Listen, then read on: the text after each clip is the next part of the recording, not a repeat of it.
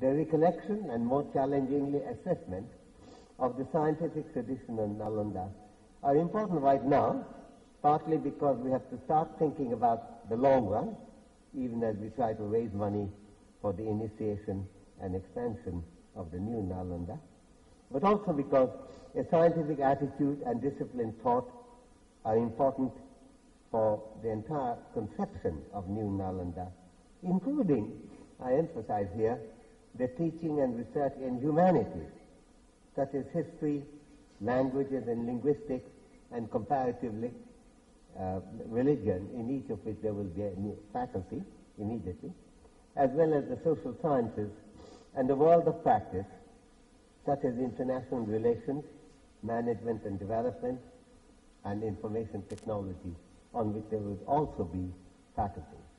These are important subjects, but as you notice that they also don't require vast lab expenditure. So that's one of the reasons for going in that direction. Information technology, of course, is a particular field of great interest in India. And it's also very great interest to, along with development management, to the local population in Bihar. Bihar was the cradle of Indian higher education at one stage. And in reviving it, we are doing what the old Nalanda did, namely take an interest in the local community as well. And in this information technology will be of great importance. Let me identify a few questions about the pursuit of science in Nalanda now. First, was the old Nalanda sufficiently large to be a factor in whatever pursuit it might have been championing? Was it large enough? Was it not merely a drop in an ocean of superstition and ignorance that some people see as the characteristic feature of the Indian old world? You only have to read James Mill's famous History of India, which was obligatory reading for all British civil servants sent off to run the Raj, to see how firm and politically important this conception of the past, consisting of superstitions and no science, was in keeping modern India in check. Well, Nalanda was an old center of learning that attracted students from many countries in the world, particularly China and Tibet, Korea and Japan, and the rest of Asia, but a few also from as far in the west as Turkey. Nalanda, a residential university, had at its peak 10,000 students studying various subjects. When I arrived in Cambridge in 1953, I remember being struck by the fact that the total number of Cambridge students was 8,000. So Nalanda was larger than that in this is the 7th century number.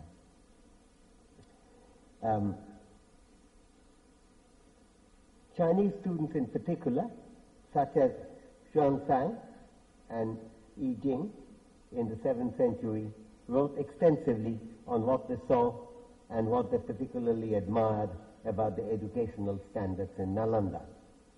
Incidentally, Nalanda is the only non-Chinese institution in which Chinese scholars received their higher education in the entire history of ancient China. There's no other place outside China that Chinese scholars ever went.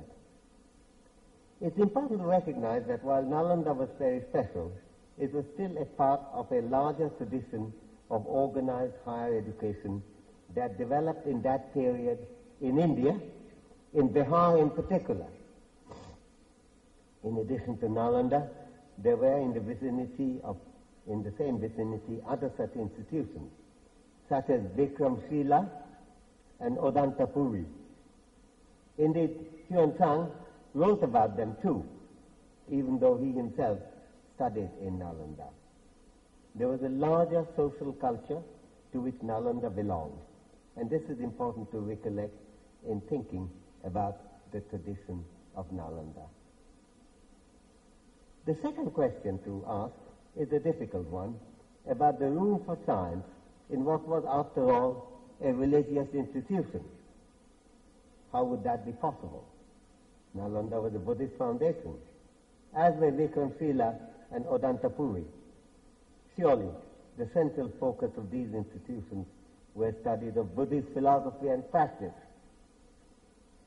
The point to remember here is that by the nature of the philosophy of Buddha, strongly articulated by him already in 6th century BC, Buddha's focus of preaching was on enlightenment.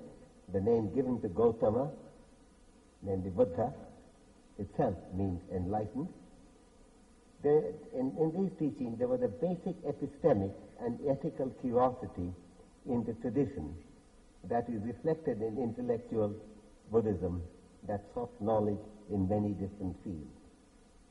Some of the fields were directly related to Buddhist commitments, such as medicine and healthcare, and others went with the development and dissemination of Buddhist culture, such as architecture and the science of sculpture, and still others linked Buddhist intellectual queries with interest in analytical discipline.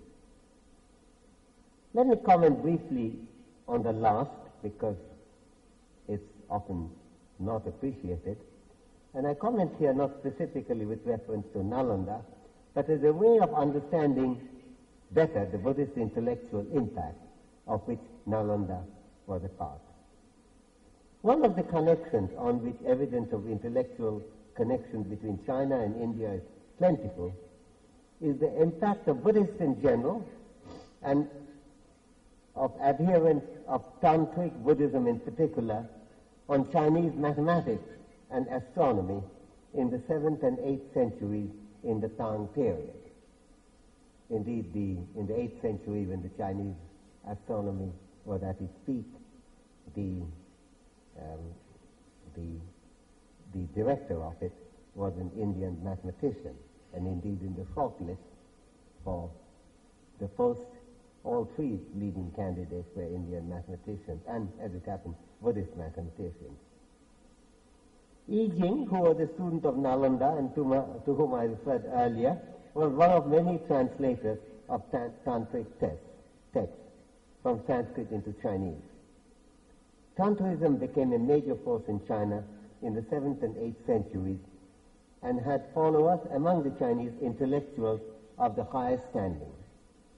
Since many Tantric scholars had a deep interest in mathematics, perhaps connected at least initially with the Tantric fascination with numbers, Tantric mathematicians had a significant influence on Chinese mathematics as well.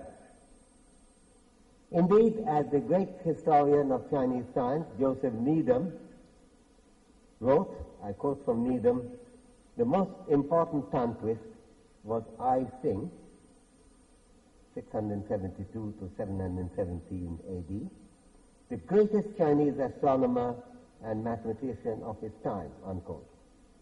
Needham goes on to remark that, quote, this fact alone should give us pause, since it offers a clue to the possible significance of this form of Buddhism for all kinds of observational and experimental sciences, unquote.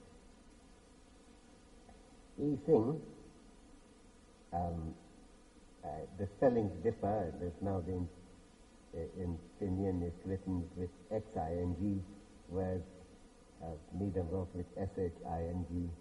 But of course spelling can't change the pronunciation, it's the same Chinese word, but I will pronounce it Yi Sing, who was in fact never a student of Nalanda, but belonged to a tradition of which Nalanda was one of the results, was totally fluent in Sanskrit.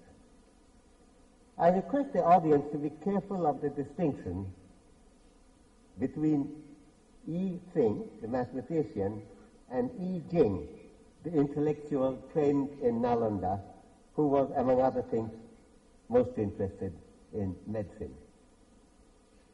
As a Buddhist monk, Yi Sing was familiar with Indian religious literature, but he has acquired a great expertise also in Indian writings in mathematics and astronomy.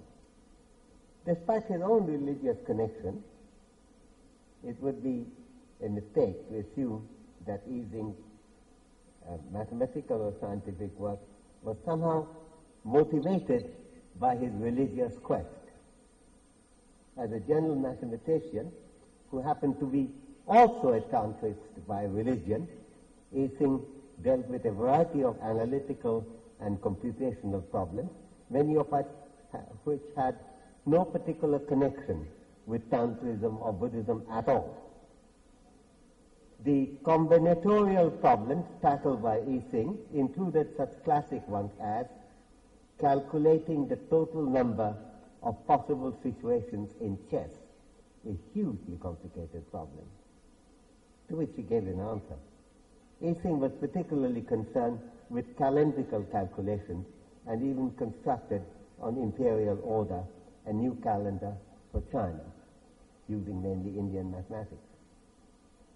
Calendrical studies in which Indian astronomers located in China in 8th century, there were more than 100 at that time, along with Ising, were particularly involved, made good use of the progress of trigonometry that had already occurred in India by then, going much beyond the original Greek roots of Indian trigonometry. And here I cannot, since there are a lot of students here, resist saying that those who look for Indian tradition of mathematics in the Vedas, you're really completely barking up the wrong tree. I spent a lot of time reading Vedas, and in Atharva Veda you do get some numerical puzzles, but nothing of interest, real interest in the mathematical evolution actually takes place then. It takes place in this great period, beginning with Aryabhat at about 400 AD, and from then onwards India went through a golden age of mathematics. That's the period to look at, but that is also the period in which Nalanda flourished. This was about the time when Indian trigonometry, the movement east of Indian trigonometry to China was a part of a global exchange of ideas that went west around that time from India as well. Indeed, this was also about the time when Indian trigonometry was having a major impact on the Arab world, with widely used Arabic translation of works of Aryabhat, Varahamihir, Brahmagupta and others, which would later influence European mathematics as well through the Arabs. I might mention that the great 10th century Arab mathematician Al-Khwarizmi was a knew Sanskrit extremely well, and his name, by the way, Al-Khwarizmi, is the source of the word algorithm used in mathematics, and his book Al-Jabr Muqabila is the reason why the subject is called algebra. So there was a close connection there, and sometimes the words, if you're fascinated by them, are worth following. For example, Aryabhat, I'm going off the text here for newspaper people if they're interested. Aryabhat, when he talked about the trigonometric sign of sine, he was a pioneer of that. We can ask why is the sign called sine. Now, Aryabhat called it jia, which is a chord, and jia ardha, half of jia, namely radius. And if you remember your school geometry, you remember why radius is connected with sine. So he called that, and later on in his work he shortened it by calling it simply jia. When the Arabs translated jia, they rendered it as jiba. Now Arabic, like Hebrew, doesn't have any vowels sewn. So it was just a consonant, JB. Jiba is a completely meaningless word in Arabic. But the word jade has a clear meaning. It means a bay or a cove. So the later Arab writers called it jade. You can see it from the poetry, from what they're rhyming it with. And when in